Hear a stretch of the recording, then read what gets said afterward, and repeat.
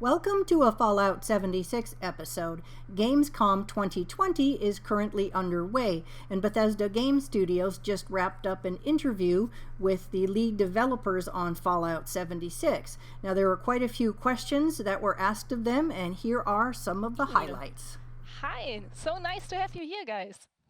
Welcome. Hello. Hello. Hello. Hello. So, just introduce yourself. I would say it's the best way. Hi, my name's Jeff. Oh, go ahead. Hi, my name's Jeff Gardner. I'm a senior producer at Bethesda Game Studios and the project lead for Fallout 76. I'm Emil Pedrirulo. I'm the design director for Bethesda Game Studios and the lead on a different project. You can talk about it. No. Ja, super. Also auch nochmal an euch alle. So we're going to talk about all the Fallout projects you two worked on, right? Great. With which started you? You can go first. Well, I started at Bethesda 15 years ago, the tail end of Oblivion, and then my first full project was Fallout 3. Yeah, Fallout 3 was my first one too. I Also, was a lead designer on Fallout 3. That was awesome. And then Emma was also lead on Fallout 4, and I was the lead producer of Fallout 4. Yep. And we both also worked on Skyrim and 76, obviously. Yeah. So I asked the community on our social media channels to ask some questions for you two both, which I prepared on my iPad, yeah, on my laptop right here. And I would say, until I see some questions in the chat, I will ask them to you now. But no, Bethesda's grown so much. I mean, I'm in October, I'll have 15 years. And Emil, are you at 17 now? 18, I think it'll be 18. 18. Amazing. Yeah. We sort of grown up there in a lot of ways, and watched the whole company and studio grow around us too. Thanks to the fans who love these games. Like, I remember seeing Todd Howard at an E3 and I saw Oblivion and I was like, oh, I want to make that game so bad. And you did. I was like Amazing. salivating at the mouth. And I happened to work with a guy who used to work at Bethesda. And so I got introduced to him and then I sent him my resume multiple times and finally got the job offer. And I was like, oh So yeah. it paid out to I moved be my whole patient. family across the country. The way we work is so different now because of the COVID stuff. Like, we're at home. Yeah. So it is, it's changed the dynamic pretty significantly. The company's been amazing at quickly transitioning everyone to working at home. Like, it unbelievable that it happened so quickly and so well. Yeah, I mean, It's a little bit different, like right now I'm on my home PC. Yeah. I have a dining room that I converted into an office. That's where my work PC is. Yeah. Yeah. There's where I paint my Warhammer figures. Another room to go to work and then come back out here. Yeah, I mean, for us in the marketing or community stuff, it's no problem at all. We have a laptop and can work from anywhere, basically. But for you guys who are into creating games, it's something different, I think. And well, the difficulty is honestly it's bandwidth issues and having to download these massive games constantly because there's new builds every day, and we have multiple platforms, so PC, Xbox, and PlayStation. So oftentimes you have to download like 200 gigs, and that's where the real first issues came up with bandwidth issues. Yeah. But the IT department, ZeniMax as a whole, has really responded quickly. I mean, very quickly, we were all up and running. And we're still working from home, and we're going to be until this is over. It's really bad in America, Yeah, that's why we can't go anywhere. Yeah, but Bethesda is working pretty great in this for getting us everything we need at home, and that's great stuff. So there was a question if it's possible for the future to get a PDS on console. Oh, the PTS on console question. That's, So we have talked about that, and right now it's not. There's way too many environments for us to maintain. This is a long-winded answer, but in having to upload those builds and maintain yet another version of the game is it takes time for the team, and we get the feedback that we generally need from PC. And the other thing is PC is up to us. We don't have to go through any certification process or get Microsoft's or Sony's permission, which is fine. That's all fine, and we expect that from them. That's not a problem for us. But we can rapidly iterate in PC in a way we cannot on console. So for now, it's going to stay on PC. But I know there's people internally that would really want to Yeah. get it up on Xbox too. Yeah, A but lot of us play on Xbox and PlayStation, so.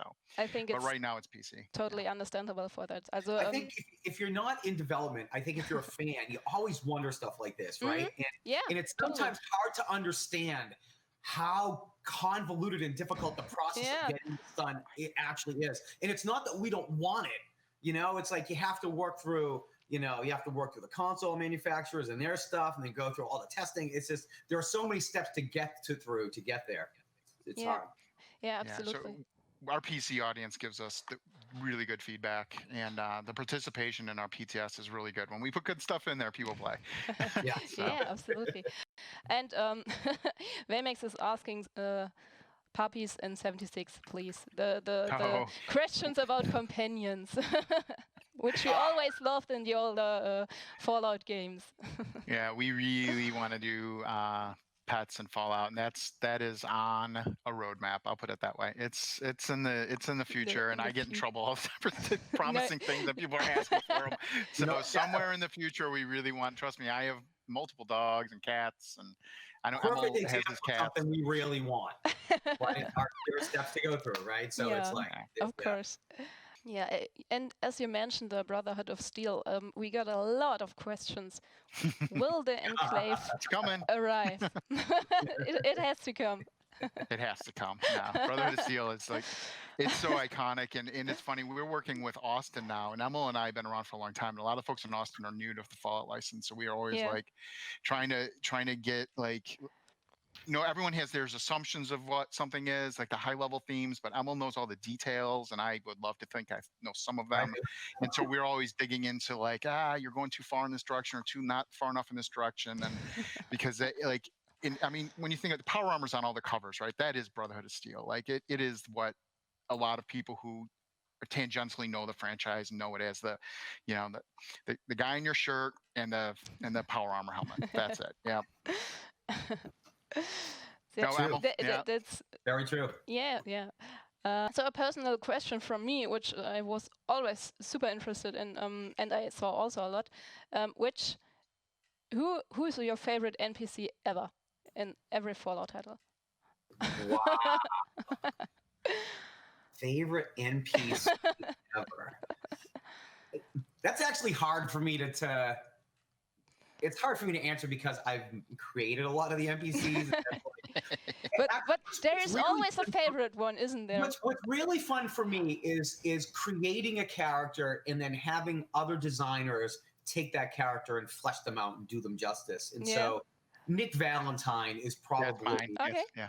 Wow. I love Nick Valentine. When I had this idea in my head when I created him, and then Liam Collins, one of our designers, took that character and really fleshed him out and gave him life. And so Nick Valentine. I've always loved the Master too, back in the old games. Yeah. There's something about I'm a fan of Piper too. I don't know why. I can see her. She's just such an iconic character, and so peppy. And in that world, the contrast with when you meet her and what the horror you just walk through getting into the Diamond City is really good.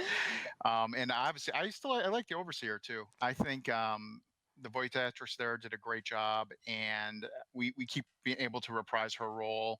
And it's tough and gritty, and I don't know, maybe it's just because I hear that holotape she does all the time. I play the game from the beginning constantly, so I'm always listening to her. And someday I'll meet Adrian Barboa, right? Adrian Barboa, yeah, and someday maybe I'll meet her.